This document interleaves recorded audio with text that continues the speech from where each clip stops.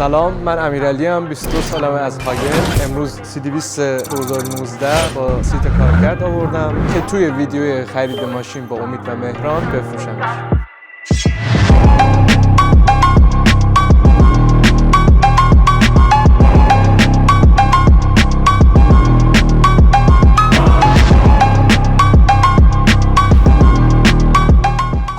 رسیدیم به پارت سوم خرید ماشین با امید و مهران. امید جان، یه دونه C200 خوشگل هماهنگ کردم، اومدم توی استودیو آماده. 3 ساعتم رانندگی کردن که برسن به اینجا. میخوام ببینم که چیکار می‌کنیم. بچه‌ها بریم که مشتری هم توی استودیو الان منتظره و فقط من ماشین رو دیدم. اونم یه ذره. بریم ببینیم جدول چه ماشینو بخریم دیگه. من از اون برم تو این.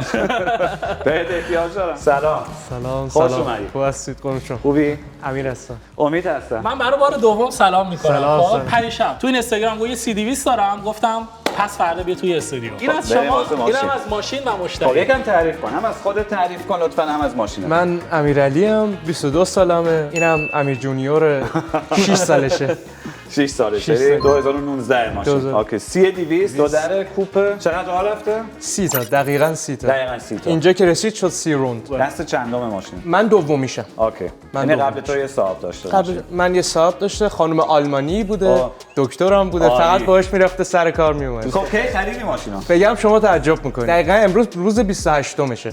28 روز ماشین روز 28 دل تو زده؟ دلمو نزده. اتفاقا تازه اینجا که اومدم زیر این نور گذاشتمش خوشگل شده، بهش وابسته شده میشم. اما روزی که خواست پدرم برام بخره گفت یه قولی باید بدی. گفتم چی؟ گفت اگه روزی اومد که بتونی روی سرمایه‌ای که گذاشتیم اینو خریدیم بیشتر پول بیاد، بفروشش. ضرر اولیت رو سعی کن نباشه، ولی بفروشش و سعی کن روش پول بیشتر بیاری. اوکی. یعنی هدفت امروز حتی اینه یه دیل کوچیک واسه خودت ببندی، یه پولی در بیاری. پس حتما ماشینو خوب شکار کرده. خب ان شاءالله بتونی امروز استفاده خوبی هم ببری. از خودت یکم تعریف کن. تو 22 سالته؟ 8 سال آلمانم، دانشجو روانشناسی. عالی. چند سالته؟ افتخار می‌کنی. 22. عالی. خب و اینکه این اولین ماشینیه که برای خودمه. قبلا ماشین مامانمو سوار می‌شدم، یعنی بهم داده بود، این افیتسیل مال خودم بود، ولی الان افیتسیل دیگه این مال اولین ماشین. یعنی می‌خوای روانشناس بشی؟ پس امروز ما باید خیلی مواظب باشیم. یعنی تو ما رو داری می‌خونی. بزرگترین روانشناس شمایی. بزرگترین روانشناس شمایی. اوکی، بیا ماشینو چک بکنیم. خب ماشینه کوپه خیلی خوشگله. رینگاش AMG هم. رینگ جلوش متاسفانه زده بود. 6 سال کار کردن تایرها. احتمالاً تایرها اول ماشینن. آره از 2019 هنوز تابستونی ان دیگه یواش یواش تمومن. تموم نیستن، ولی یه 20% دیگه فوقش داشته باشن. ترمزات نو ان نسبتا. تازگی عوض کردی؟ والا من عوض نکردم. اوکی. من اصلا صاحب قبلیش احتمالاً این تازگی عوضشون کرد. خودت کاری رو ماشین انجام دادی تو این یک ماه؟ وقتی که خریدمش 28,400 راه رفته بود، الان شده 30. یعنی 1600 تا حد 1600 تا باش راه رفتم. رینگشو کی زده؟ رینگشو من نزدم. رو رینگ هم یکم کار کردن. تقصیر خانم دکتره. خانم دکتر ماشینو زد. رنگش زیر نور می‌بینی؟ خط و خش زیاد داره. پولیش درست حسابی باید بخوره. ماشینیه که فقط کارواش بوده همیشه. می‌بینید چقدر خط و خش داره رنگه. خطای عمیق نیستن ها. یعنی با یه پلیش خیلی خوب میرن، ولی از ماشین خوب نگهداری نشده تا الان. جلوش هم یه کوچولو سنگ زدگی داره، ولی زیاد اتوبان نبوده. مثلا خیلی به نسبتا کمه. AMG پاکت هم داره. AMG پاکت هم داره. دقیقاً AMG پاکت داره. رینگاش AMG. خب از تو صندل رینگ عقبشو کی زده؟ اون یکی رو انداختم گردن خانم دکتر. این یکی رو من میگیرم گردن. یه جورایی هم هست. اوکی. ماشین حتما یه پولیش میخواد. 4 تا تایر جدید هم میخواد، ولی نسبتاً خوبه رنگش و اینا. تصادف چیزی داشته؟ تصادف نداشته؟ طبق دانشگاه من. اوکی. خب توشو ببینیم. تو ماشین خیلی خوب به نظر میاد. ناویگیشن بزرگ داره، کماند بزرگ. تو اینجا می‌بینی این دکمه پر خط و خشه. این ناخونه، جا ناخونه. فرمونش تمیزه. زدگی نداره؟ نه، چیزی ناخونی چیزی گیر کرده کم. باشه. نه، ولی چیز جدی نداره. قیمتو نگفتی؟ قیمتی که ما مد نظر داریم 34 تومن ریال. 34,000 یورو. خودت چقدر دادی؟ خودم 33,800. 33800 میتونم بهتون نشون بدم. 33800 دادی. 11 ماه هم گارانتیش هنوز هست. 34 تا میخوای بفروشیش. بله. میگی فروش ماشین چقدره؟ فروش ماشین شما بهتر میدونید، ولی من یک ماه پیش خریدم 33800 34500 بود، ازش تخفیف تو اینترنت آگهی بود. سایت خود مرسدس خب gebrauchtwagen Fahrzeuge از اونجا من گرفتم. اوکی. ببین تو این ماشین رو از نمایندگی بنز خریدی. بله. نمایندگی بنز خب همیشه همه چیش امن، خوبه، عبارتش بالاست، ولی خب خونه پر میفروشن. بنز نمیاد ماشین رو زیر قیمت بفروشه. درسته؟ آره. و تو رو اون چیزی که بنز خونه پر ماشین رو به تو فروخته میخوای یه چیزی بذاری امروز به من بفروشی. حالا ببینیم چی میشه. به نظر من سوار ماشین بشین بریم واسه تست درایو. من در خدمتم. Let's go. مد نظرم مثلا چیزی تو بگم 25 تا. میگم اصلا مجانی مال شما.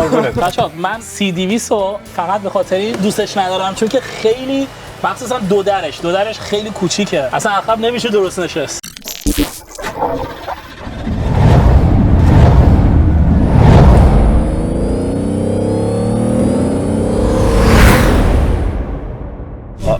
امید الان برای تست ماشین چه چیزایی رو دقیقاً مثلا تست می‌کنید؟ ببینیم سر و صدایی هست یا اوکی، فرمان ماشین راسته، ترمزاش چطورن، ببینیم ماشین ایرادی نشون میده کامپیوترش یا همه چی رو راست، ولی به نظر میاد ماشین رو پاه.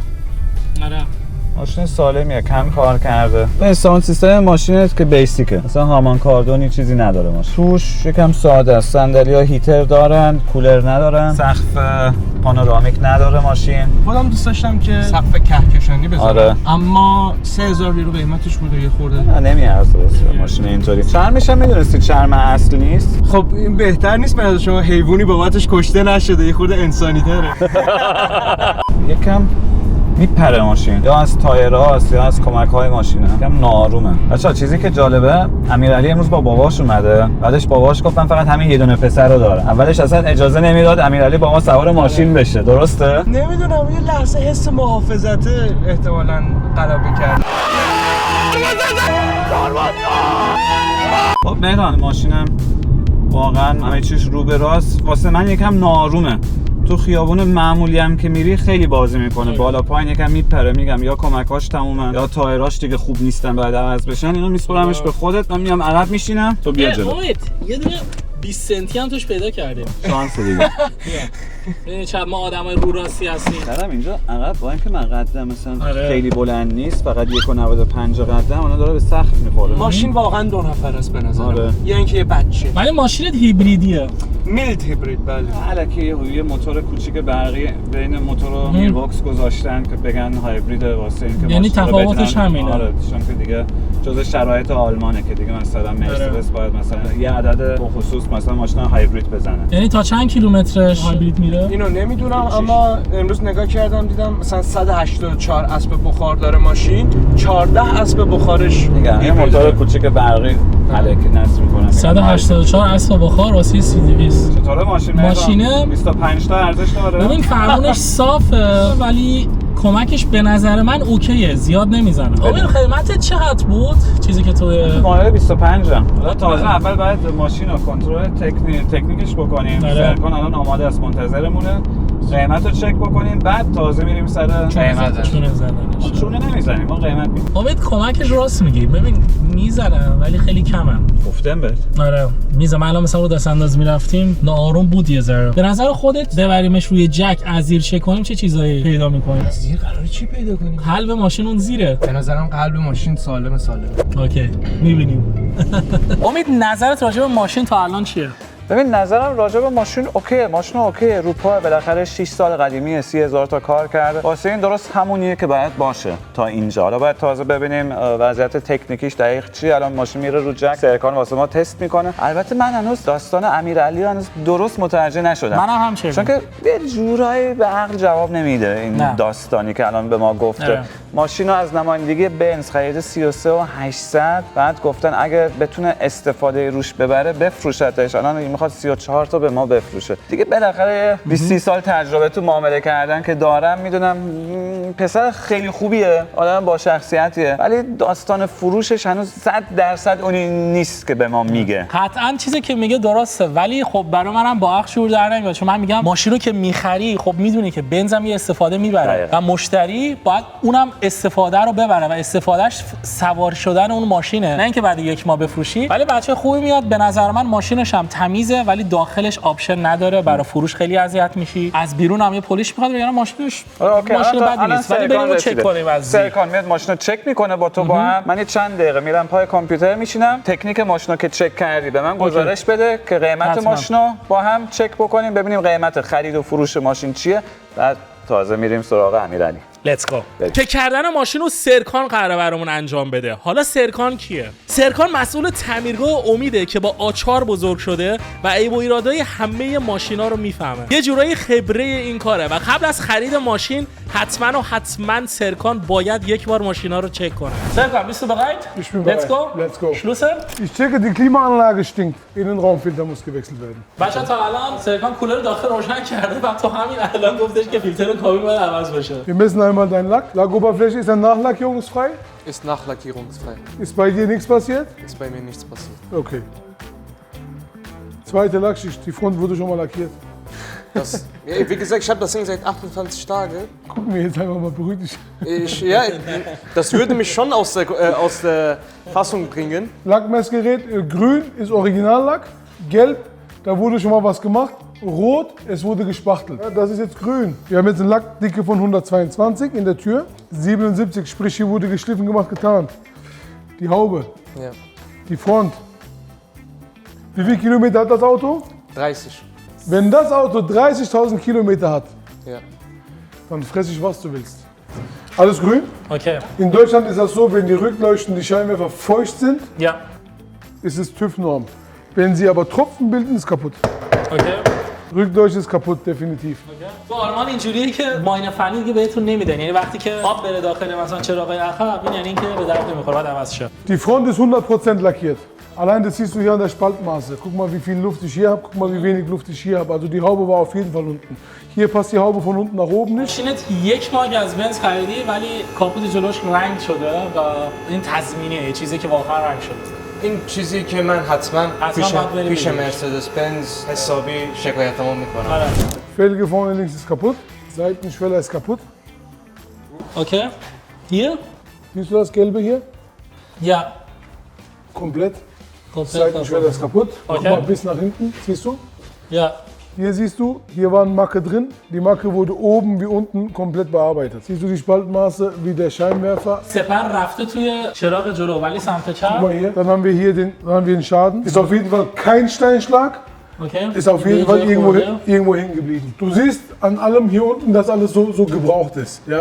Wir haben alt, wir haben Rost, alles ist einmal so. Für die Gebrauchsspuren ist mir das alles zu neu. Siehst du das? Vorne. Ist noch nicht mal dreckig, das Chrom. Hier wurde auch aufgemacht. Ja, 100%. Also, بچا از این پایین بازم شده. guck mal, neue Schrauben. Wir gucken mal in die Haube rein. Hier siehst du es jetzt noch besser. Guck. Ja? Guck mal hier, die Spalten, guck mal hier. Wenn du jetzt so reinschaust, da wurde selber auf jeden Fall. Also das wurde 100% auf. Dann gucken wir mal hier rein, also hier auch. Guck mal hier, siehst du die Kratzer? Also auch für dich natürlich, siehst du das? Ja, ich Also guck du siehst anhand der Kratzer an den Muttern, dass die Haube auf jeden Fall, die wurde mal aufgeschraubt. ماشینت متاسفانه تصادفیه، کاپوتش باز شده، سپر عوض شده و قشنگ معلومه که تصادف ساده هم نبوده، ولی خب جوری درستش کردن که کسی نفهمه و منم واقعا با نگاه اول چکم نکردم ولی با نگاه اول ندیدم. من پدرم تو ایران ماشین فروش بوده و اونم متوجه این قضیه نشد چون ما نگاه کردیم این ماشین رو. یعنی ما چشم بسته نرفتیم بخریم، سعی کردیم از جای مطمئن بخریم. چون اگه از پریوات پرسون خریده بودم و میگفتم شما به من دروغ گفتید احتمالاً با اونم به مشکل بزرگتری میخوردم. باشه بریم یه گزارش به امید بدیم ببینیم که داستان چیه و چیکار کنیم. بچه‌ها من به امید گفتم که چه اتفاقی افتاده، گزارش از سرکانم گرفت. دقیقاً تو به من توضیح دادی و بابای امیرعلی هم به من قرارداد داده بود. گفتم میشه یه چک بکنم قراردادو. خب شما مستقیم ماشین از بنز خریدیم. اینم مدرک این قراردادیه که تو با نمایندگی بنز داری. چیزی که واسه من واقعا جالبه تو به من یعنی واقعا خیلی هم رو راست اول ویدیو به ما گفتی 33 و 800 ماشین رو خریدم. من یکم فضول بودم. اولین کاری که کردم قرارداد که دستم بود گفتم واقعا ببینم واقعا این همه پول داده واسه این ماشین که آره واقعا اینجا نوشته 33 و 800. ببین بنز نوشته که این ماشین تصادف نداشته، یعنی تایید کردن و این پایین ولی نوشتن این یه چیزیه که خیلی دیلرها تو آلمان تو قرارداد می‌نویسن که یکم واسه خودشون محکم کاری بکنن. اینجا نوشته im Rahmen der optischen Aufbereitung des Fahrzeugs können Nachlackierungen oder Lackausbesserungen erfolgt sein. به این دلیل که ما ماشین رو مثلا میایم آفبرایتون یعنی همون پلیش و اینا میزنیم، امکانش هست که یه ذره رنگش تغییر کنه. اینا مثلا می‌نویسن موقعی که ما ماشین واسه فروش خوشگل می‌کنیم، تر و تمیز می‌کنیم، امکان داره که مثلا اگه خطای خیلی مثلا کوچیکی رو ماشین باشه ما جای ماشین رو رنگ کرده باشیم. ولی اینا تایید کردن که ماشین تصادف نداشته. ولی با چیزی که الان ما فکر می‌کنیم ماشین تصادف داشته. شما میگین تو میگین سپراش باز شده و گلگیرش باز شده باز شده، گلگیر باز شده و امید یه چیزی هم که هست دیگه خودت بیا اینجا رو ببین. واقعا بعد این فاصله این ور با فاصله این ور از این ور اصلا موتور ماشین معلومه.